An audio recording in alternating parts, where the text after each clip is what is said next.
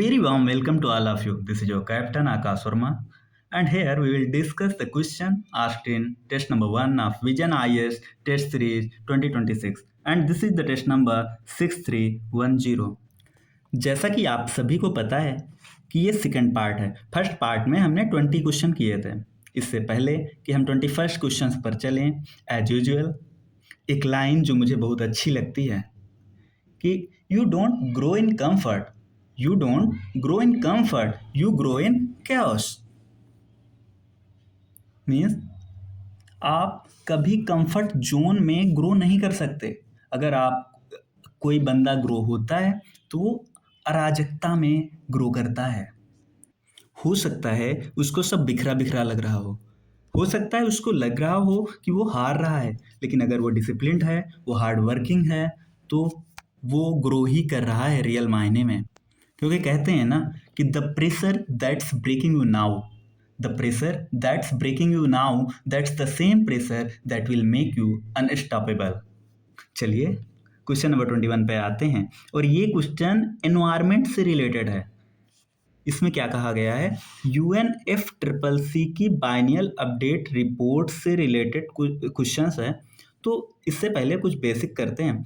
तो सभी को पता है कि 2015 में जो पेरिस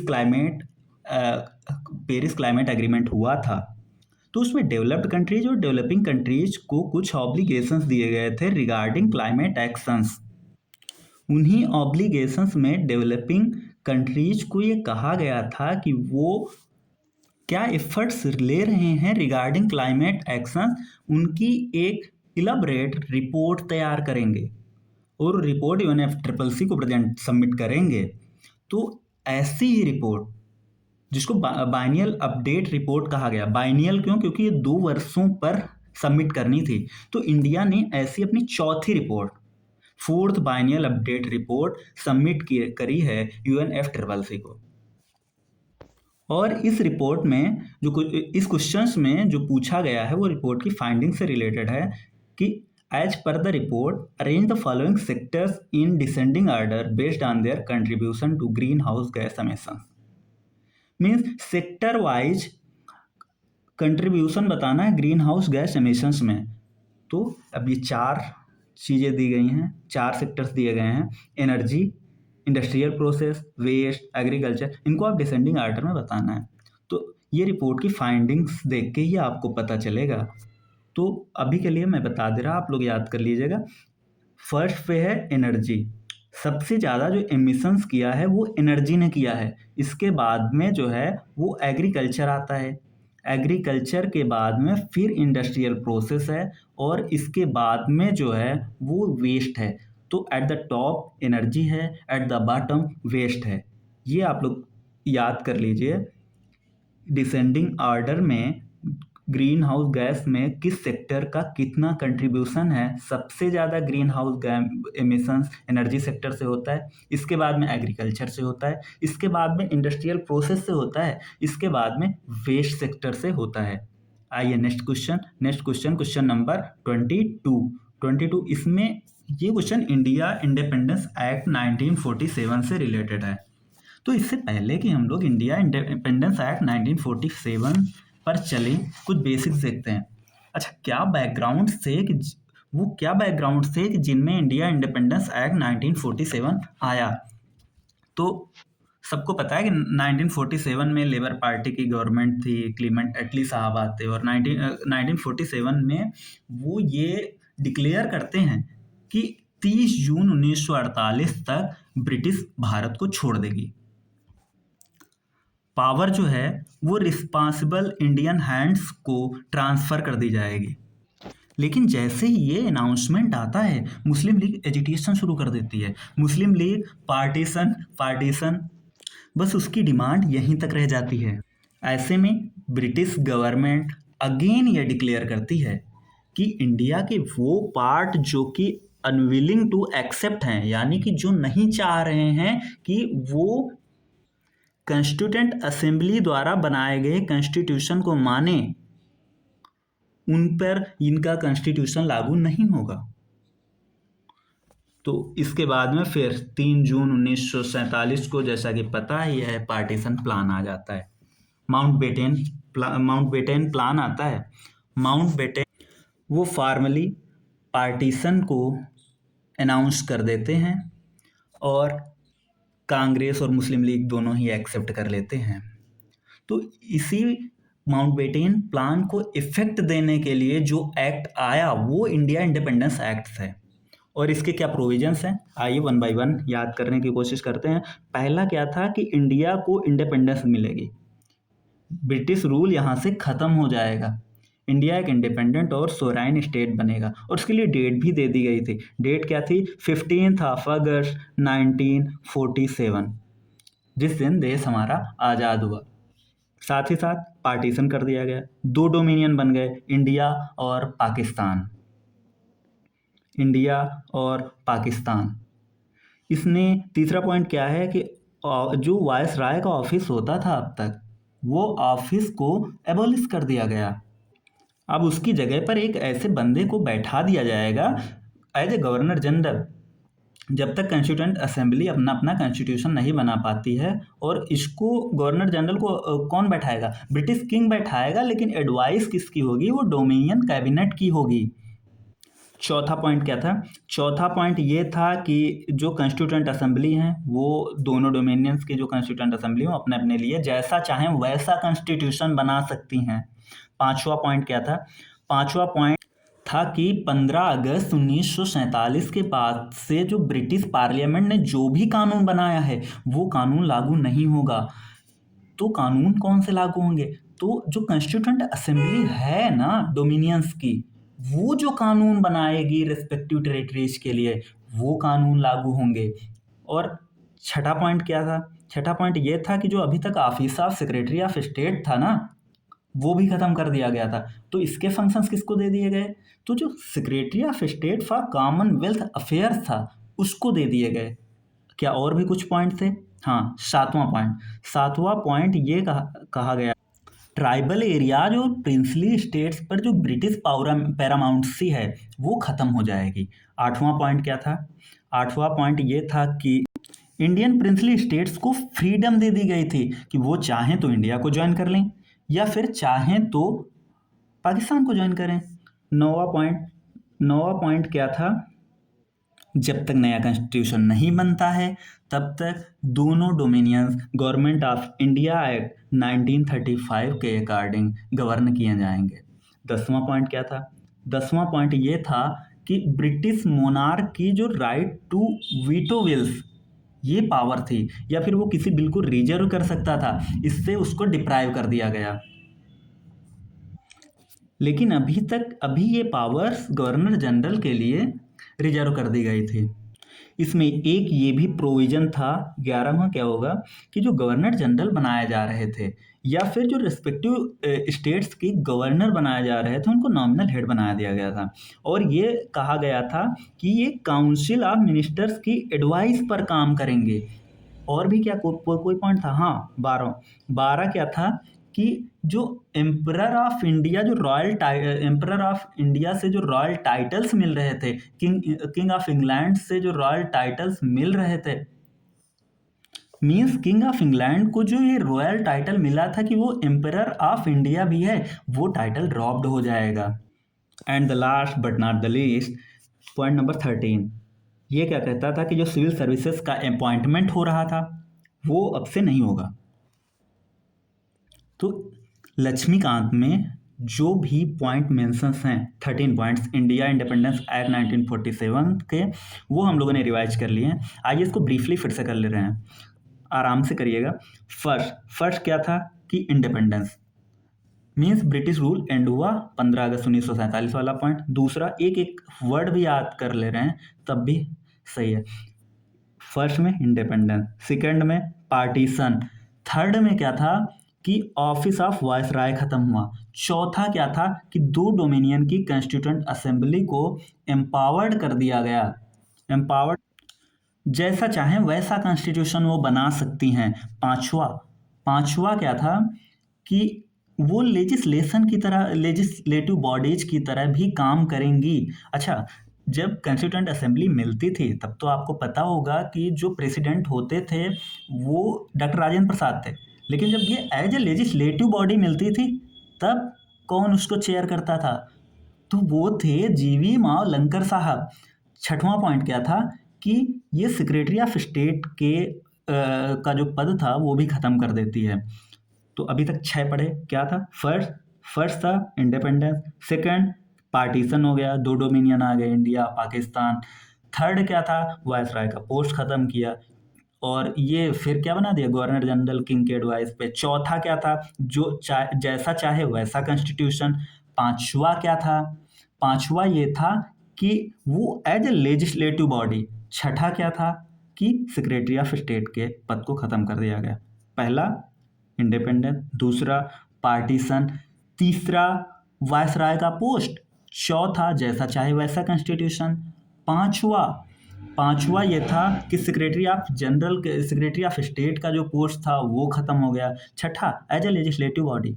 अभी कितने बच रहे हैं? 7। एक एक इनको भी कर लेते हैं। सातवां क्या? Laughs of British paramountcy. आठवें में ये था कि फ्रीडम दे दी गई थी प्रिंसली स्टेट्स को कि वो इंडिया ज्वाइन करें या फिर पाकिस्तान। तो सातवां क्या हो गया? Lapse of British paramountcy over princely states or tribal areas. आठवां, प्रिंसली स्टेट्स को ये फ्रीडम मिलना कि वो चाहे इंडिया को ज्वाइन करें या पाकिस्तान को ज्वाइन करें। 13th लास्ट था कि सिविल सर्वेंट को हटा दिया गया।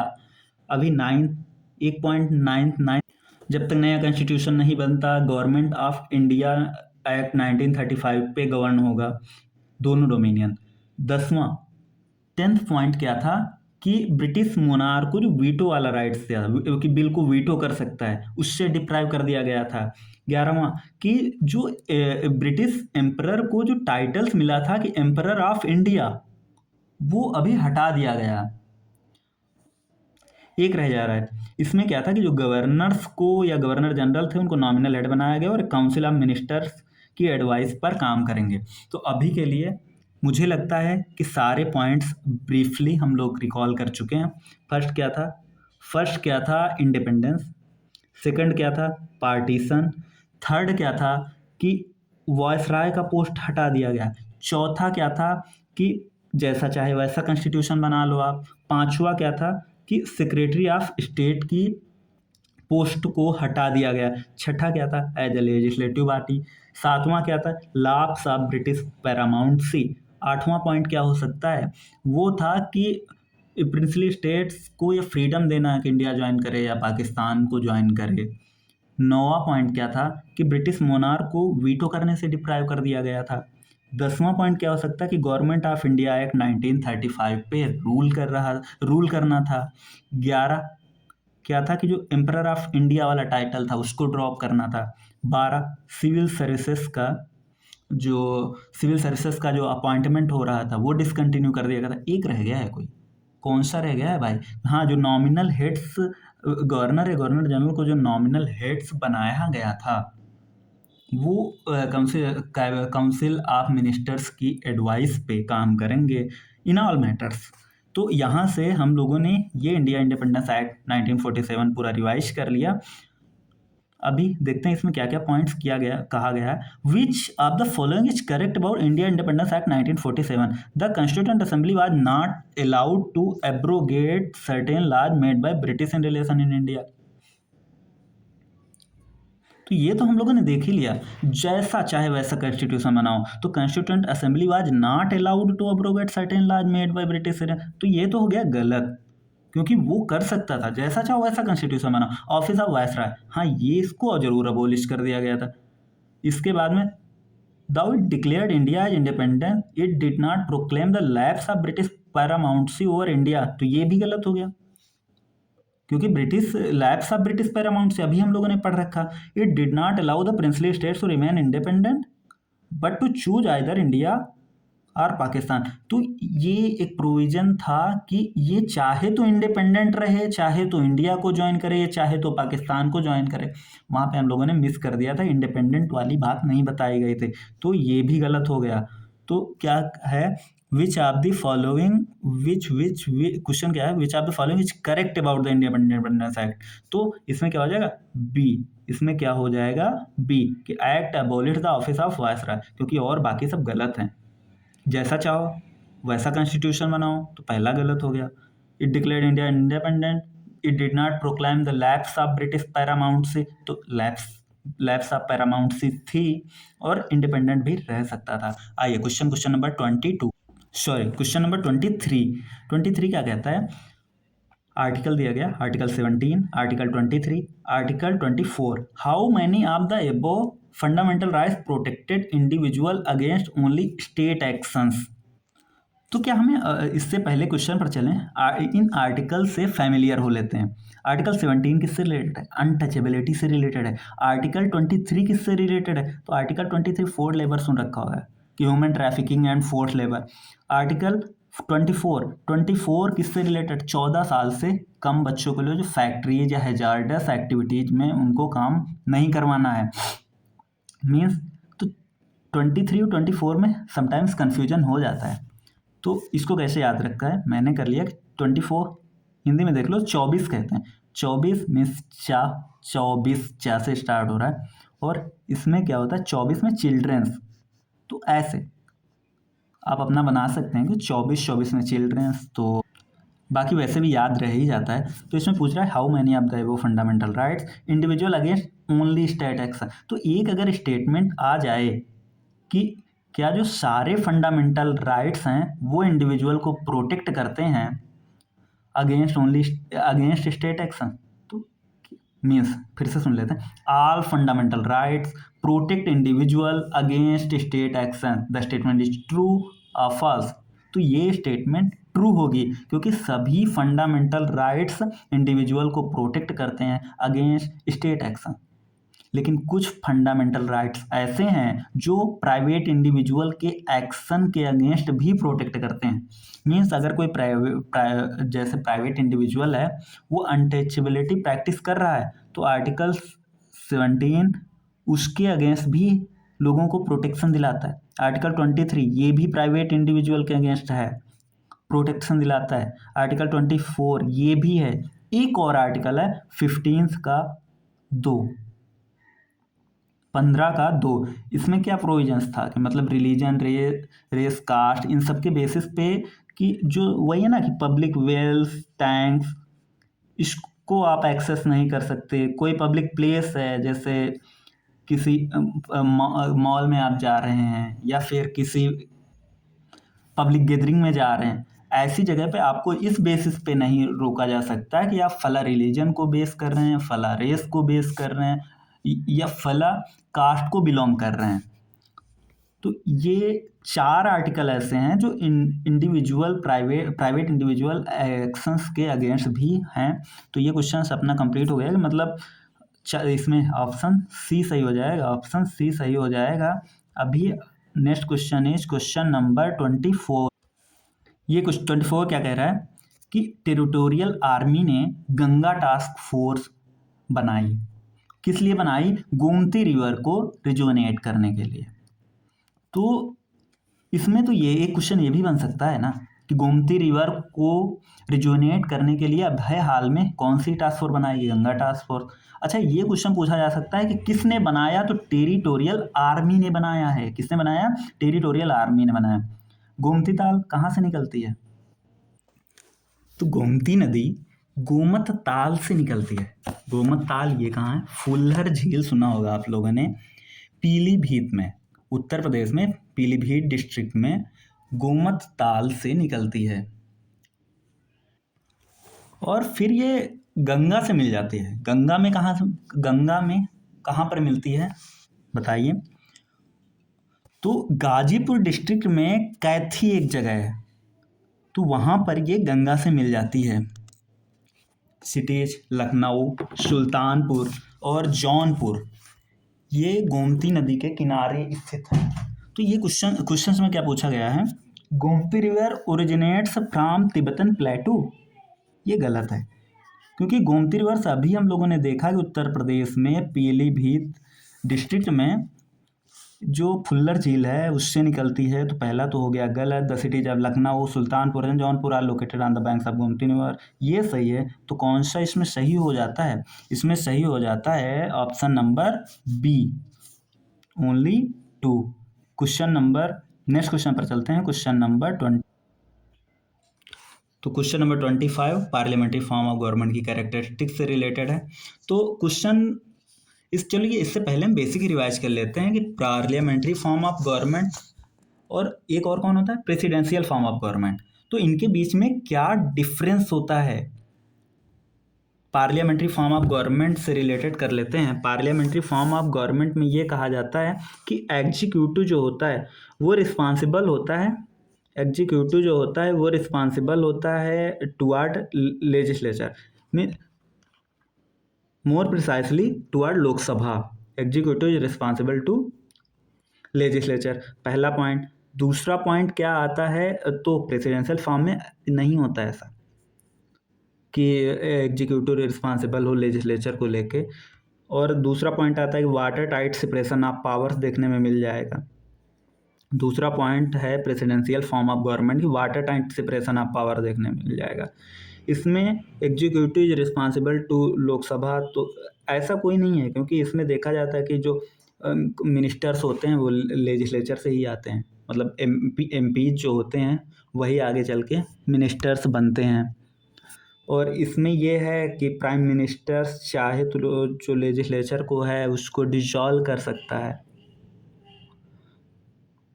पार्लियामेंट्री फॉर्म में है कि जो मिनिस्टर्स हैं वो लेजिस्लेचर से ही आएंगे। इसमें लेजिस्लेचर के बाहर से भी चुने जा सकते हैं। पार्लियामेंट्री फॉर्म ऑफ गवर्नमेंट में जो है वो टेन्योर फिक्स नहीं होता है, वेरी कर सकता है, वेरिएबल टेन्योर्स हो सकते हैं।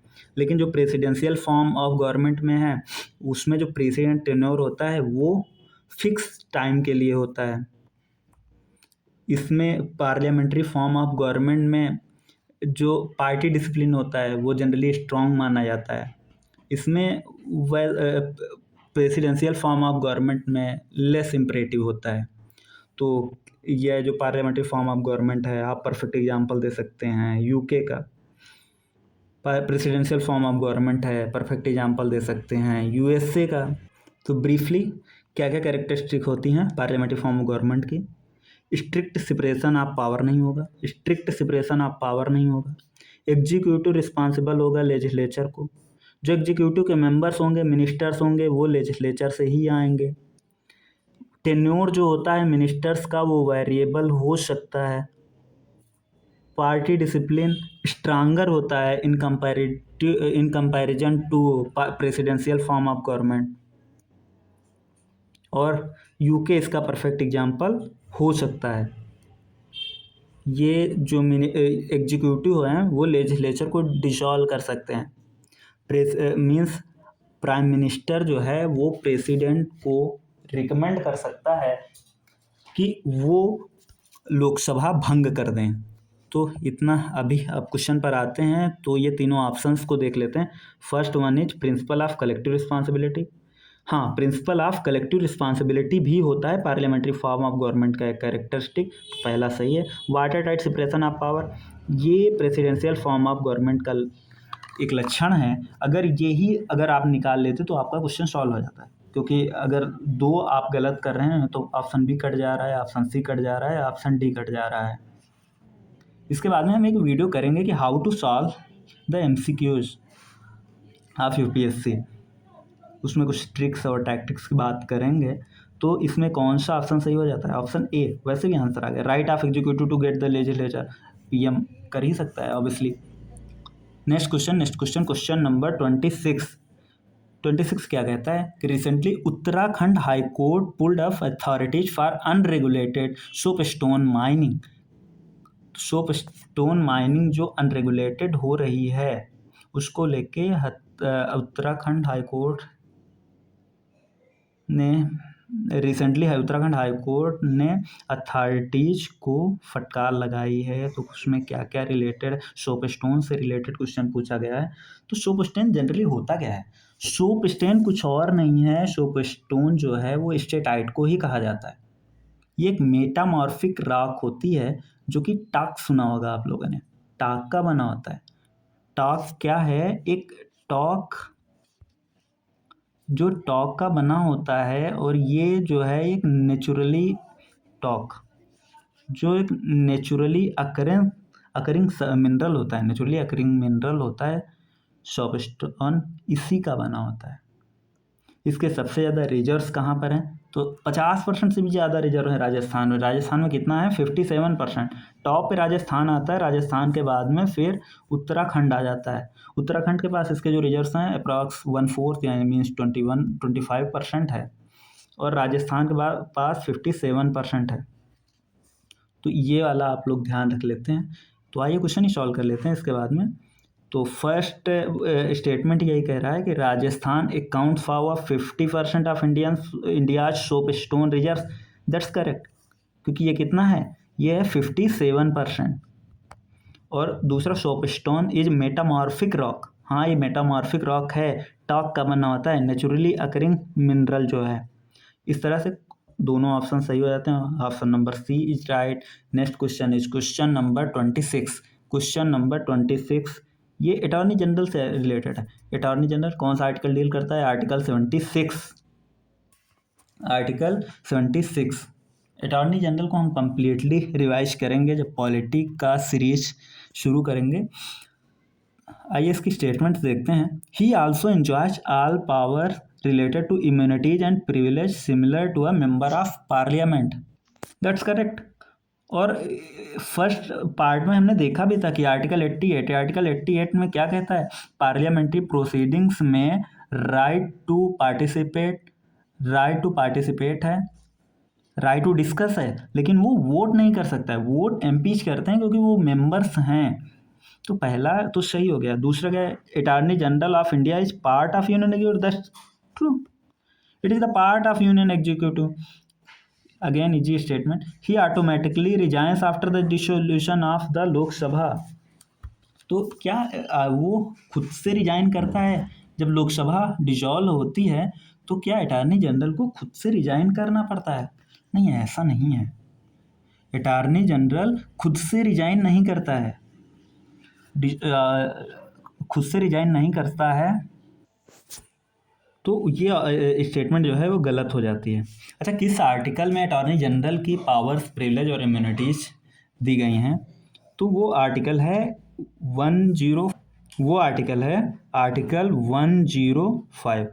अटॉर्नी जनरल से रिलेटेड 3 ही आर्टिकल हैं। 76 जिसमें अटॉर्नी जनरल के बारे में बताया गया। किस पार्ट में? अच्छा, पार्ट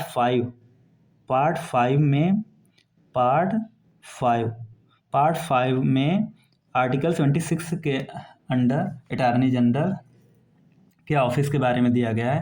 अटॉर्नी जनरल को अपॉइंट कौन करता है? तो कौन करेगा? प्रेसिडेंट करता है। क्या इसका टर्म फिक्स होता है कितने समय के लिए अटॉर्नी जनरल बनेगा? तो इसका टर्म कॉन्स्टिट्यूशन के द्वारा फिक्स नहीं किया गया है। इसका क्या रिमूवल प्रोसीजर बताया गया? वो भी कॉन्स्टिट्यूशन में मेंशन नहीं है। इसका रिमूवल प्रोसीजर, क्या इसका रिम्यूनरेशन कितना मिलेगा वो बताया गया? वो भी नहीं फिक्स्ड है। ये प्रेसिडेंट डिटरमाइन करता है टाइम टू टाइम। अच्छा, क्या क्वालिफिकेशंस होनी चाहिए अटॉर्नी जनरल बनने के लिए? तो वो सारी क्वालिफिकेशन जो कि एक सुप्रीम कोर्ट का जज बनने के लिए होनी चाहिए, वो अटॉर्नी जनरल बनने के लिए होनी चाहिए, क्योंकि वो हाईएस्ट लॉ ऑफिसर है कंट्री में। तो इसकी क्वालिफिकेशन सुप्रीम कोर्ट के जज की जो क्वालिफिकेशंस होती हैं अपॉइंट करने के लिए, वो होनी चाहिए। तो अभी के लिए ब्रीफली एक बारी देख लेते हैं क्या क्या देखा। 3 आर्टिकल रिलेटेड है। कौन सा? 76, 88, 105। क्या है? अटॉर्नी जनरल 88 में पार्लियामेंट्री प्रोसीडिंग्स में वो पार्टिसिपेट कर सकता है, डिस्कस कर सकता है, वोट नहीं कर सकता। पावर, प्रिविलेज और इम्यूनिटीज, ये हो गया। अभी कौन अपॉइंट करता है? प्रेसिडेंट करता है। ऑफिस कब तक होल्ड करता है? कोई फिक्स्ड टर्म नहीं है। During pleasure of the president. क्या रिमूवल प्रोसीजर फिक्स्ड है? वो भी नहीं फिक्स्ड है। रिम्यूनरेशन क्या फिक्स्ड है? रिम्यूनरेशन भी नहीं फिक्स्ड है। वो उतना है, उसको रिम्यूनरेशन मिलेगा जितना president time to time direct करता है, डिटरमाइन करता है। लेकिन एक कन्वेंशन फॉलो किया जा रहा है कि जनरली क्या होता है कि जब कोई गवर्नमेंट रिजाइन करती है या गवर्नमेंट रिप्लेस होती है तो वो कन्वेंशनली रिजाइन कर देता है, और वो बीच में भी कभी रिजाइन कर सकता है ऑब्वियसली। तो ये क्वेश्चन नंबर 27 अपना हो गया कि पावर एंड इम्यूनिटी जो एंजॉय करता है सही है, attorney general part of union executive है, पार्ट 5 में आता है, सही है, ये गलत हो गया। तो कौन सा ऑप्शन सही हो जा रहा है? Option number A is the right option. Next question, question number 28 question number ये किससे रिलेटेड है? ये सीबीआई से रिलेटेड है। क्वेश्चन नंबर 28 जो है सीबीआई के फंक्शन से रिलेटेड है। सीबीआई को हम लोग बाद में इलाबोरेटली डिस्कस करेंगे क्योंकि ये एक इम्पॉर्टेंट टॉपिक है। चलिए अच्छा, सीबीआई के बारे में 2-4 पॉइंट कर ही लेते हैं। तो सीबीआई क्या स्टैट्यूटरी बॉडी है? बताइए। सीबीआई स्टैट्यूटरी बॉडी नहीं है। ये मिनिस्ट्री ऑफ होम अफेयर्स के एक रिजोल्यूशन के द्वारा बनाई गई थी। कब बनाई गई थी सीबीआई? 1963 में, on the recommendation of Santhanam committee. Santhanam committee बनाई गई थी ऑन प्रिवेंशन ऑफ करप्शन पे 1962-64 में। तो उस कमेटी ने रिकमेंड करा था कि एक ऐसी बॉडी होनी चाहिए सीबीआई जैसी। तो किस मिनिस्ट्री के अंतर्गत है? पहले तो मिनिस्ट्री ऑफ होम अफेयर्स के अंडर थी, लेकिन बाद में ये मिनिस्ट्री ऑफ पर्सनल को ट्रांसफर्ड कर दी गई, और अभी तो ये अटैच्ड ऑफिस का स्टेटस एंजॉय करती है। ये अपनी पावर्स किस एक्ट से डिराइव करती है? तो Delhi special police establishment act है 1946 का, उससे ये अपनी पावर्स डिराइव करती है। और ये दिल्ली स्पेशल पुलिस एस्टेब्लिशमेंट, ये जो स्पेशल पुलिस एस्टेब्लिशमेंट है, ये कब सेटअप हुआ था? 1941 में सेटअप हुआ था, और इसका मेन काम जो था वो विजिलेंस रिलेटेड केसेस है, कि मतलब ये एज विजिलेंस बॉडी काम करेगी। इसको भी बाद में जो स्पेशल पुलिस एस्टेब्लिशमेंट है जो 1941 में बनी, इसको बाद में सीबीआई के साथ मर्ज कर दिया गया। तो अभी इसमें तो सिंपली बस इतना पूछा गया, विच of the following is not a function of CBI. तो देखते हैं क्या क्या स्टेटमेंट्स हैं। फर्स्ट स्टेटमेंट है investigating cases of corruption bribery. हाँ, तो ये करप्शन से निपटने के लिए इस बॉडी को बनाया ही गया था। तो investigating cases of corruption bribery and misconduct of central government employ, that's correct. Probe terror attacks including terror attack. Terror की जब भी बात आती है तब आपके दिमाग में एनआईए नहीं आ जाना चाहिए। जब टेरर की बात आए तो एनआईए आ जाती है, नेशनल इन्वेस्टिगेटिंग एजेंसी, जो 2008 के बाद बनाई गई थी, मुंबई अटैक के बाद में। तो बी ऑप्शन जो है गलत हो जाता है। तो यही पूछा ही गया था, विच of the following is not a function of central CBI, तो सेंट्रल ब्यूरो ऑफ इन्वेस्टिगेशन। तो ये गलत हो जाता है क्योंकि ये किसका है? नेशनल इन्वेस्टिगेटिंग एजेंसी का। ये बॉडीज हम लोग बहुत अच्छे से करेंगे। अभी के लिए फर्स्ट फंक्शन है investigating serious crimes having national and international ramifications committed by organised gangs of professional criminals, ये भी सही है। Maintaining crime statistics and disseminating criminal information, ये भी सही है। तो आइए नेक्स्ट क्वेश्चन पर चलते हैं। Question number 29। क्वेश्चन नंबर 29 क्या कहता है? इन रिट से रिलेटेड है। In order to set free an arrested person if the manner और grounds of arrest are not lawful. Again easy question. अगर किसी को अरेस्ट कर लिया गया है और किस ग्राउंड पे अरेस्ट किया गया है वो लॉफुल है ही नहीं, तो उस केस में उसको आज़ाद करने के लिए, उसको सेट फ्री करने के, in order to set free arrested person, कौन सी रिट इशू करेगा? Court.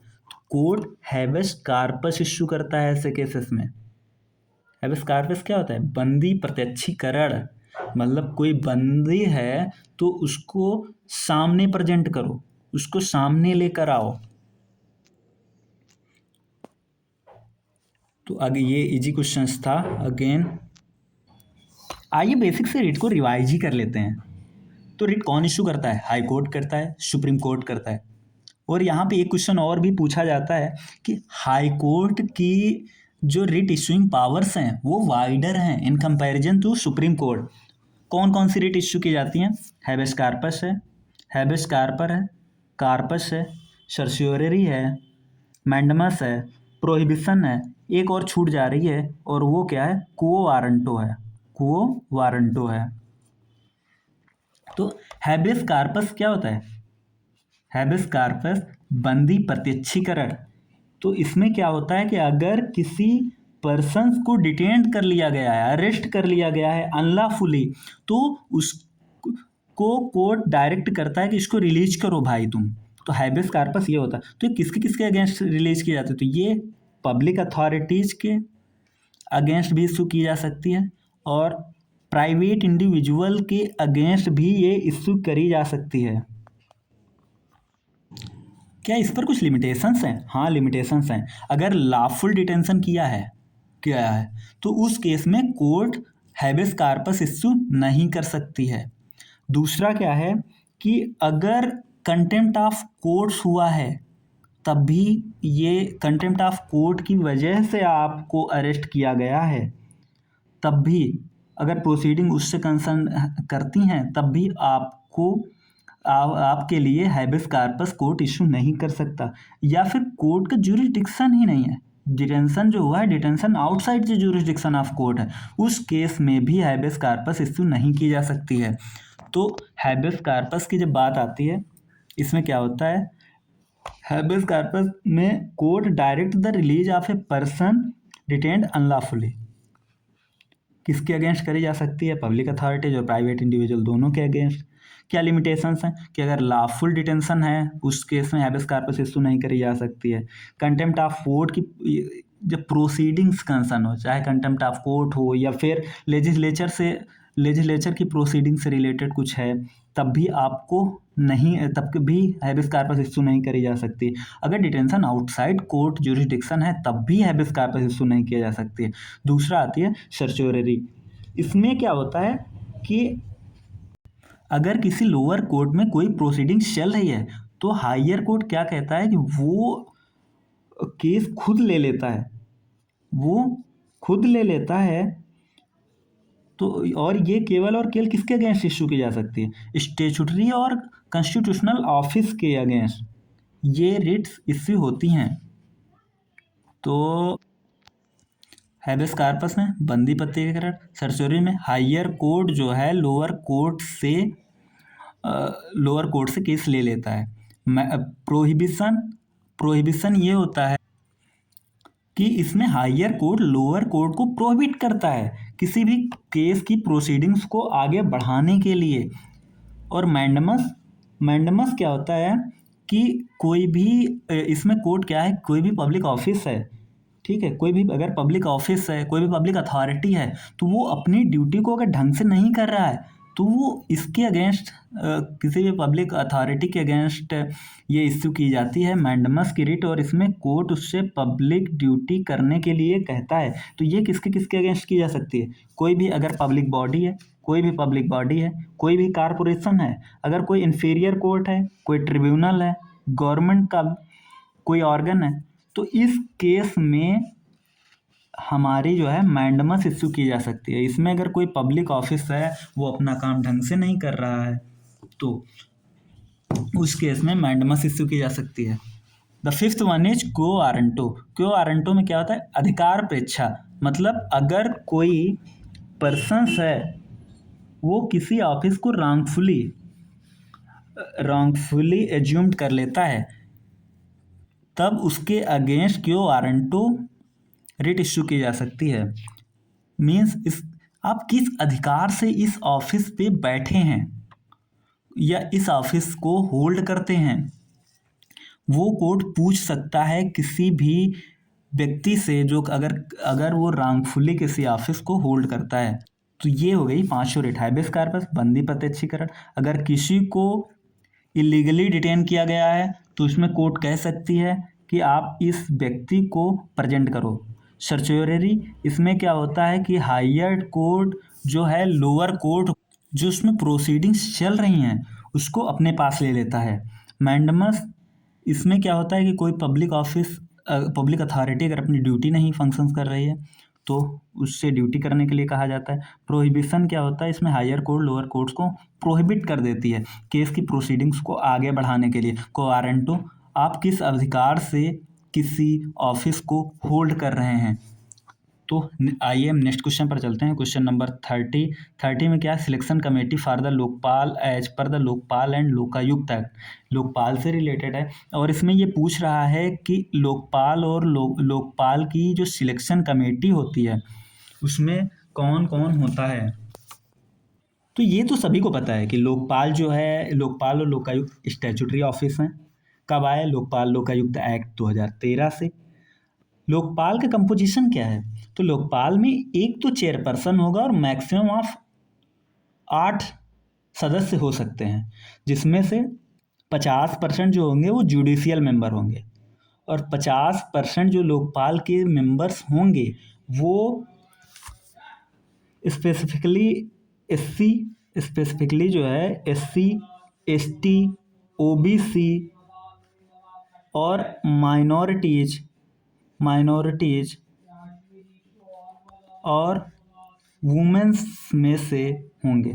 50% SC ST OBC minority और वुमेन्स में से होंगे। तो ये जो चेयरपर्सन होते हैं या फिर जो मेंबर्स होते हैं इनको कैसे सिलेक्ट किया जाता है, इनको सिलेक्ट किया जाता है एक सिलेक्शन कमेटी के द्वारा। और उस सिलेक्शन कमेटी में कौन कौन होता है तो याद कर लीजिए कौन कौन बैठता है। एक तो PM बैठता है, दूसरा लीडर ऑफ अपोजिशन बैठता है, और कौन बैठता है, स्पीकर बैठता है, और कौन बैठता है, CJI बैठता है। अगर CJI नहीं बैठता है तो वो किसी एक सुप्रीम कोर्ट के जज को, जो सिटिंग जज होगा उसको नॉमिनेट कर देता है, वो बंदा बैठेगा। और कोई बैठता है, हाँ एक एमिनेंट ज्यूरिस्ट बैठता है। अब वो एमिनेंट ज्यूरिस्ट कौन सा होगा, एमिनेंट ज्यूरिस्ट वही बंदा होगा जो सर्वसम्मति से ये 4 जिस बंदे को सिलेक्ट कर लें कि ये बंदा एज अ एमिनेंट ज्यूरिस्ट बैठेगा सिलेक्शन कमेटी में, लोकपाल और लोकायुक्त को जो सिलेक्ट कर रही हैं तो वो बंदा बैठेगा। तो ये चीज़ें क्लियर हो गई। और ये जो एमिनेंट ज्यूरिस्ट वाला प्रोविज़न है ये कंसेंसस से होना चाहिए, चारों की रजामंदी होनी चाहिए कि यही बंदा as eminent jurist selection committee का मेंबर होगा। तो इसमें क्या क्या पूछा गया है, सिलेक्शन कमेटी में किसका दिया गया है, तो प्राइम मिनिस्टर दिया गया है, प्राइम मिनिस्टर बैठता है, CJI ऑफ कोर्स बैठता ही है, लोकसभा स्पीकर बैठता है, लीडर ऑफ अपोजिशन बैठता है, एमिनेंट ज्यूरिस्ट बैठता है। तो पांचों सही हैं, मीन्स कौन सा ऑप्शन सही हो जाता है, option number B is the correct option. Next question number 31 ये इंडियन काउंसिल एक्ट 1919 से रिलेटेड। तो यहाँ पर थोड़ा सा मिसप्रिंट है पहले कि इंडियन काउंसिल एक्ट 1919 ये नहीं था। 1919 वाला जो था वो था गवर्नमेंट ऑफ इंडिया एक्ट 1919, क्योंकि इंडियन काउंसिल्स एक्ट 3 ही थे, 1861, 1892 एंड 1909। तो ये क्या हुआ है, गवर्नमेंट ऑफ इंडिया एक्ट 1919 था, उससे रिलेटेड पूछ रहा है। तो it introduced the separate electorate for Muslims, नहीं गलत है, क्योंकि सेपरेट इलेक्टोरेट्स वाला आपको पता होगा कि 1909 से आया था। It provides for bicameral legislature in some provinces, ये भी गलत है। वेट होल्ड हाँ दैट्स आल्सो इनकरेक्ट। जानते हो क्यों, क्योंकि it provides for bicameral legislature for first time, but in the country central level पर बाइकैमरलिज्म आया था। ये जो सम प्रोविंसेस करके दे दिया ना, ये गलत कर दिया, क्योंकि जो सम प्रोविंसेस 6 आउट ऑफ 11 प्रोविंसेस में जो बाई कैमरलिंग की बात की गई थी, ये 1935 का एक फीचर था। ये स्टेटमेंट जिसने भी सेट करी है बहुत अच्छी सेट करी है, और इसमें ज़्यादातर लोग गलत ही कर देंगे। तो इस तरह से इसका आंसर क्या हो जाता है, neither one nor two, option D is the correct option. Government of India act 1919 को ब्रीफली रिवाइज कर ही लेते हैं। तो गवर्नमेंट ऑफ इंडिया एक्ट 1919 के जो फीचर थे उसमें फर्स्ट पॉइंट आप लोग याद रखेंगे कि इसमें जो सेंट्रल और प्रोविंशियल सब्जेक्ट्स थे जो उनको अलग अलग कर दिया गया था। मीन्स सेंट्रल सब्जेक्ट पे अब सेंट्रल कानून बनाएगा, और जो प्रोविंशियल सब्जेक्ट होंगे उस पे प्रोविंशियल गवर्नमेंट कानून बनाएगा।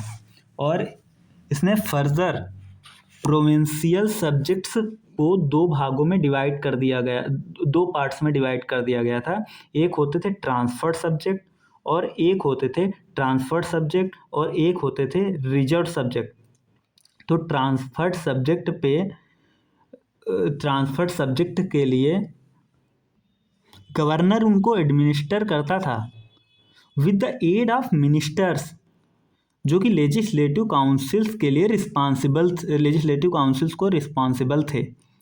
और रिजर्व सब्जेक्ट पे गवर्नर जनरल एडमिनिस्टर करता था with aid of his executive council, और इसके लिए वो रिस्पॉन्सिबल नहीं था। इस तरह से ये जो सिस्टम ऑफ गवर्नमेंट आया इसको डायरकी कहा गया। तो दूसरा पॉइंट क्या हुआ, प्रोविंशियल लेवल पर डायरकी आई, और ये पहली बार हुआ था कि इसमें डायरेक्ट इलेक्शंस को इंट्रोड्यूस किया गया, इसमें बाई कैमरलिज्म को इंट्रोड्यूस्ड किया गया। मीन्स जो इंडियन लेजिस्लेटिव काउंसिल्स थी अब उसमें दो हाउसेस होंगे, अपर हाउस और लोअर हाउस, और मेजॉरिटी ऑफ द मेंबर्स जो होंगे उन दोनों हाउस के वो डायरेक्ट इलेक्शन से ही चुने जाएंगे। तो अब तक हम लोगों ने 3 पॉइंट डिस्कस करे। वो 3 पॉइंट कौन कौन थे कि सेंट्रल सब्जेक्ट और प्रोविंशियल सब्जेक्ट को अलग अलग कर दिया गया। दूसरा क्या था, प्रोविंशियल लेवल पर डायरकी लाई गई। तीसरा क्या था कि पहली बार बाई कैमरलिज्म और डायरेक्ट इलेक्शन इंट्रोड्यूस हुआ। चौथा पॉइंट क्या है, चौथा पॉइंट ये है कि वायसराय की जो एग्जीक्यूटिव काउंसिल्स है, वायसराय की एग्जीक्यूटिव काउंसिल्स में से में ये 6 मेंबर होते थे, उन 6 मेंबर्स में से 3 मेंबर्स इंडियन होंगे। 3 out of 6 will be Indians. पांचवा क्या है, पांचवा जो है कम्युनल रिप्रेजेंटेशन जो 1909 में मुस्लिम्स के लिए दिया गया था उसको एक्सटेंड कर दिया गया। और किसके किसके लिए फिर दिया गया, तो ये 4 लोगों के लिए एक्सटेंड किया गया था, सिख को, इंडियन क्रिश्चियंस को, एंग्लो इंडियंस को और यूरोपियंस को। किसको किसको, सिख्स को, इंडियन क्रिश्चियंस को, एंग्लो इंडियंस को और यूरोपियंस को। छठा पॉइंट क्या हो सकता है, छठा पॉइंट ये था कि ये लिमिटेड फ्रेंचाइज जो था, मतलब मताधिकार जो था वो कुछ लिमिटेड नंबर ऑफ लोगों को दे दिया गया। किस बेसिस पे दिया गया था, on the base of property, tax और एजुकेशन। वो लोग जो प्रॉपर्टी होल्ड करते थे, जो टैक्स पेयर थे या फिर जो एजुकेटेड थे उनको जो है मताधिकार दे दिया गया। इसके बाद में और कौन सा पॉइंट है, एक पॉइंट है कि हाई कमिश्नर फॉर लंदन बनाया गया। एक नया ऑफिस आया, high commissioner for India in, और इसको कहाँ बनाया गया, ये लंदन में रहता था और उसको कुछ फंक्शंस ट्रांसफ़र कर दिए गए जो अब तक सेक्रेटरी ऑफ स्टेट करता हुआ आया था। इसमें जो यूपीएससी है ना, इसका सीपीएससी भी इसी से बनाया गया था, सेंट्रल पब्लिक सर्विस कमीशन। तो पब्लिक सर्विस कमीशन कब आया, किस एक्ट से आया, तो गवर्नमेंट ऑफ इंडिया एक्ट 1919 से आया। तो CPSC बनकर कब तैयार हुआ? 1926 में CPSC setup central public service commission. और पहली बार इसमें होता है कि सेंट्रल बजट को प्रोविंशियल बजट से अलग अलग कर दिया गया। और इसमें एक लास्ट पॉइंट ये भी था कि 10 साल के बाद में हम एक ऐसा स्टैट्यूटरी कमीशन बनाएगा जो इंक्वायर करेगा, क्योंकि गवर्नमेंट ऑफ इंडिया एक्ट जो 1919 आया था, इसका मेन मोटो यही था कि इंडिया में एक रिस्पॉन्सिबल गवर्नमेंट सेटअप करना है। तो इस कमीशन के द्वारा ये देखा जाएगा कि हम किस हद तक सफल हुए हैं रिस्पॉन्सिबल गवर्नमेंट को प्रोवाइड करने में। तो 10 पॉइंट हैं, 10 पॉइंट्स का आइए जल्दी से रिवाइज ही कर लेते हैं। अगेन क्या हुआ? सेंट्रल सब्जेक्ट और प्रोविंशियल सब्जेक्ट को अलग अलग करा गया। प्रोविंशियल लेवल पर डायरकी आती है। तीसरा पॉइंट क्या था? पहली बार बाइकैमरलिज्म और डायरेक्ट इलेक्शन जो है इंट्रोड्यूस होते हैं। चौथा पॉइंट क्या था कि 3 आउट ऑफ 6 मेंबर्स जो होंगे इंडियन होंगे वायसराय के एग्जीक्यूटिव काउंसिल्स में। पांचवा पॉइंट क्या था कि जो अभी तक कम्युनल रिप्रेजेंटेशन दिया गया था मुस्लिम्स को, वो 4 और कम्युनिटीज़ को एक्सटेंड कर दिया गया था। उसमें सिख थे, क्रिश्चियंस थे, सिख, ईसाई, एंग्लो इंडियंस थे और जो यूरोपियंस थे। मताधिकार वाला प्रोविज़न कि कुछ लोगों को प्रॉपर्टी टैक्स और एजुकेशन के बेसिस पे मताधिकार दे दिया गया। एक नया ऑफिस बनता है, high commissioner of India in London, जो सेक्रेटरी ऑफ स्टेट के कुछ कामों को करेगा। 8 में क्या आ जाता है? CPSC आ जाता है। 9 में पहली बार क्या होता था कि प्रोविंशियल बजट को सेंट्रल बजट से अलग अलग कर दिया गया। और 10वां पॉइंट क्या था कि 10 साल बाद हम एक स्टैट्यूटरी कमीशन बनाएंगे, वही कमीशन बाद में साइमन कमीशन होता है। तो रिवाइज कर लेते हैं। पहला जो है वो है प्रोविंशियल सब्जेक्ट सेंट्रल सब्जेक्ट को अलग अलग किया जाना। दूसरा क्या है? प्रोविंशियल लेवल पर डायरकी। तीसरा क्या है? बाइकैमरलिज्म और direct election at the central level. चौथा क्या है? 3 out of 6 members were to be Indian. Fifth क्या है? जो कम्युनल रिप्रेजेंटेशन है उसको एक्सटेंड किया जाएगा। 6th क्या है? मताधिकार। 7th क्या है? High commissioner. 8th क्या है? CPSC। 9th क्या है कि पहली बार प्रोविंशियल और सेंट्रल बजट को अलग अलग किया गया। 10th पॉइंट 10 साल बाद एक स्टैट्यूटरी कमीशंस। तो क्वेश्चन नंबर 31 कंप्लीट होता है। आइए नेक्स्ट क्वेश्चन पे, question number 32। Question number 32, United Nations committee of expert on big data and data science for official statistics के बारे में है, UNCEBD। तो इसमें बताना है कि कौन सी स्टेटमेंट जो है वो सही नहीं है। तो इससे पहले क्वेश्चन पर चले UNCEBD के बारे में कुछ देखते हैं। तो UN जो CEBD है ये 2014 में बनाई गई। ऑस्ट्रेलिया इसका फर्स्ट चेयर था। और ये कब बनती है? UN स्टैटिस्टिकल कमीशन का 45वां सेशन था 2014 में। और तभी ये जो कमेटी है वो कमेटी बनती है। इसमें 31 मेंबर स्टेट हैं और 16 इंटरनेशनल ऑर्गेनाइजेशन है।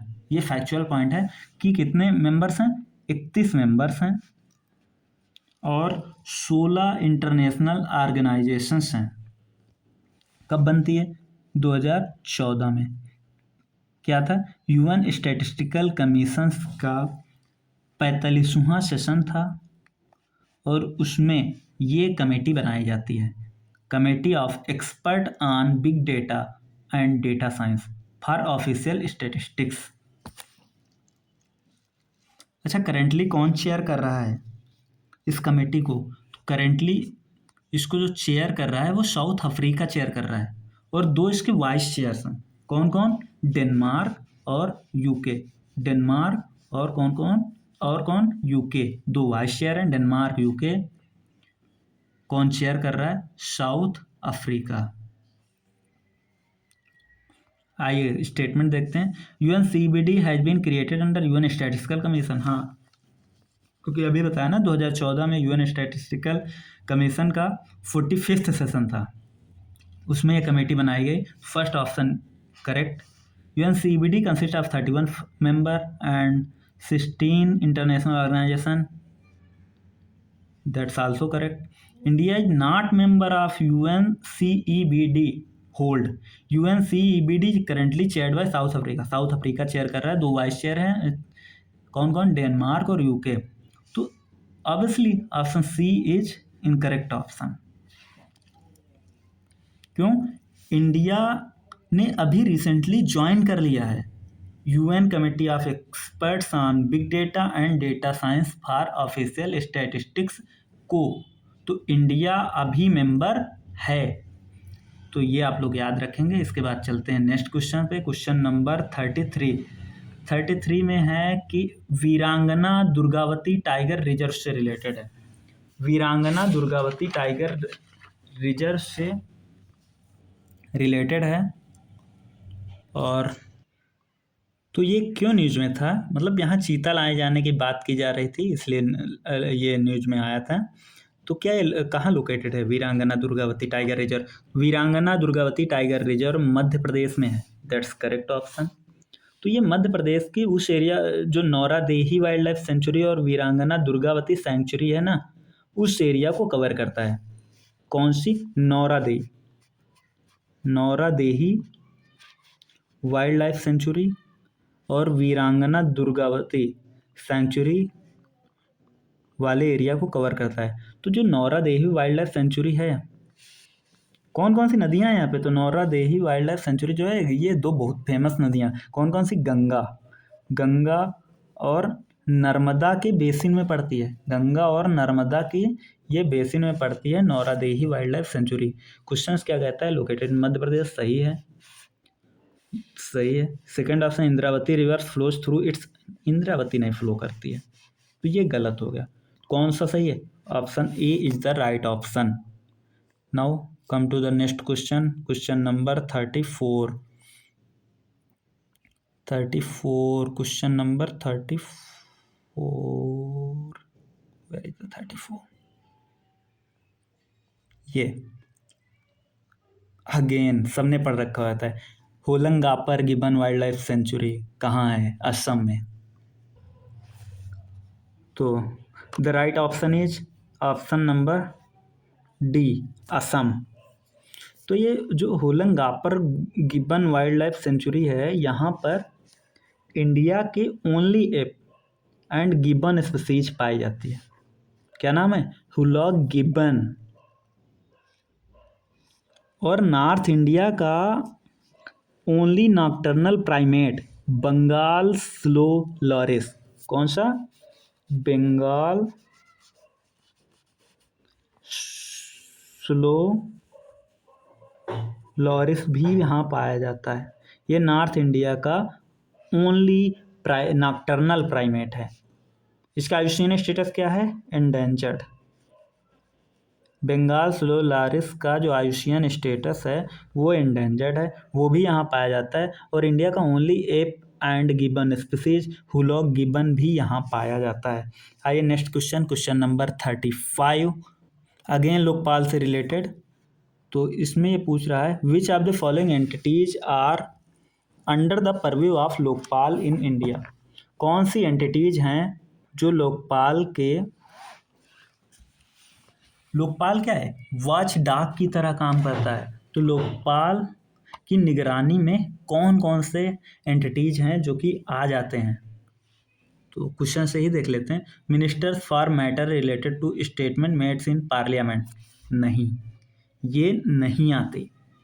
ऑल गवर्नमेंट एडेड इंस्टीट्यूशंस, ये भी नहीं आते। All entities receiving donations under the FCRA, ये भी स्टेटमेंट गलत है।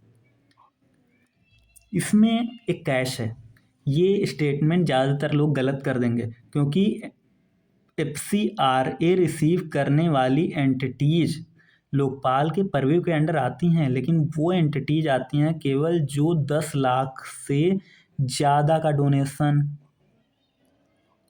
जिनको मिल रहा है। ऐसा नहीं कि सभी एंटिटीज जो कि FCRA के अंडर डोनेशन रिसीव करती हैं वो आ जाएंगे। तो आल की वजह से ये स्टेटमेंट गलत हो जा रहा है। गवर्नमेंट एडेड इंस्टीट्यूशंस ये भी परव्यू के बाहर रखा गया। मिनिस्टर्स लोकपाल के परव्यू में आते हैं, लेकिन अगर पार्लियामेंट के अंदर कोई स्टेटमेंट वो मेक करते हैं उसके लिए वो नहीं आते हैं। So answer is none. तो जनरली अगर हम ज्यूरिसडिक्शन देखें लोकपाल के ज्यूरिसडिक्शन में कौन कौन आता है, तो सबसे पहले तो पीएम पे भी निगरानी रखता है ये। पीएम हो गए, मिनिस्टर्स हो गए, एमपी हो गए, सरकारी कर्मचारी जो केंद्रीय होते हैं, सेंट्रल गवर्नमेंट के जो ऑफिशियल्स और ऑफिसर्स होते हैं, चाहे वो ग्रुप ए ऑफिसर्स हों, चाहे वो ग्रुप बी हों, या सी या डी जो भी हों, ये सब भी आते हैं। और इनके अलावा इंस्टीट्यूशंस जो फुली या पार्सली जिनको गवर्नमेंट फंड करती है वो भी लोकपाल के ज्यूरिसडिक्शंस में आएंगे। तो ये हो गया उनका ज्यूरिसडिक्शंस।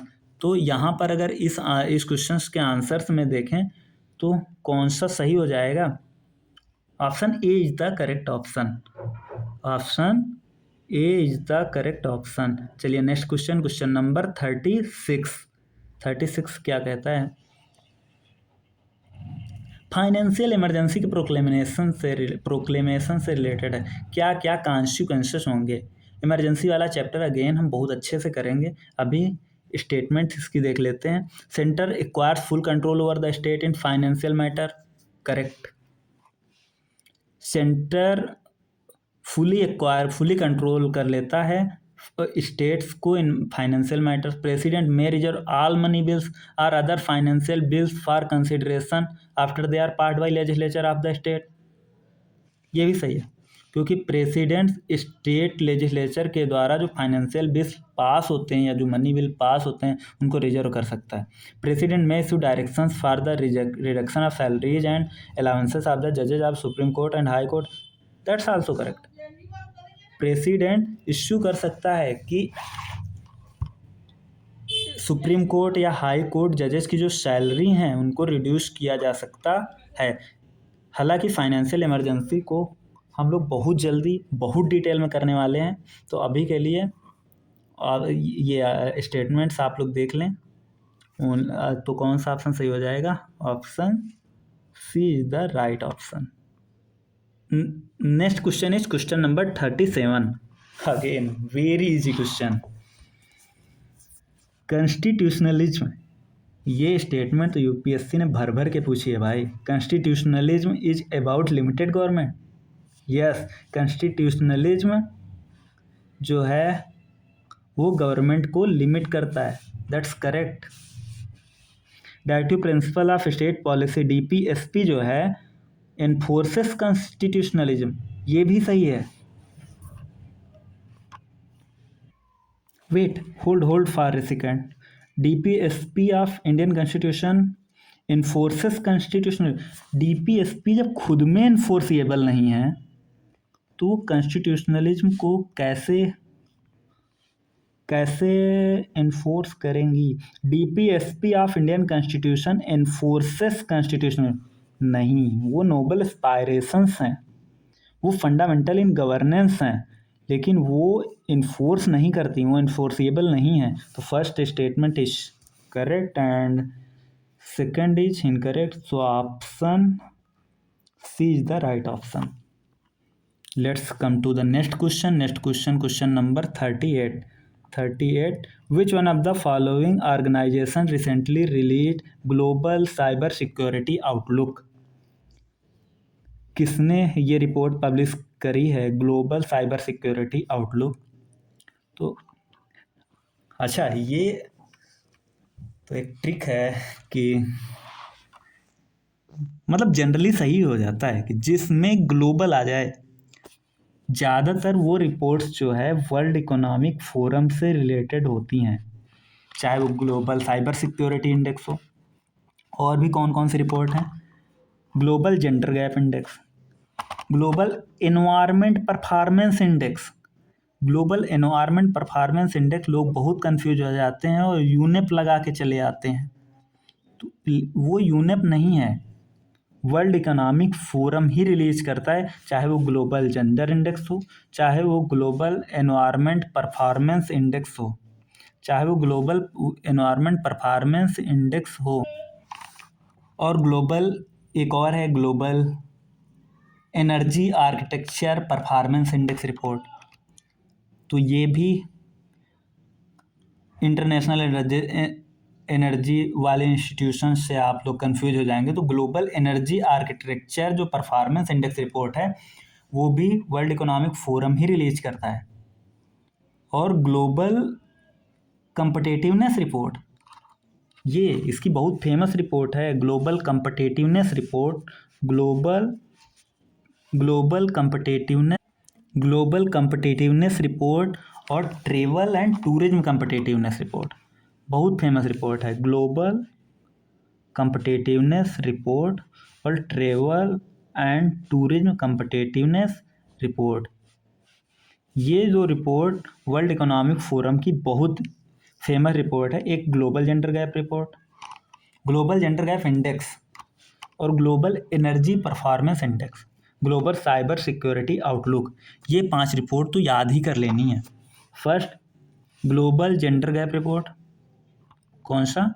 Global gender gap report, global gender gap report, global environment performance index,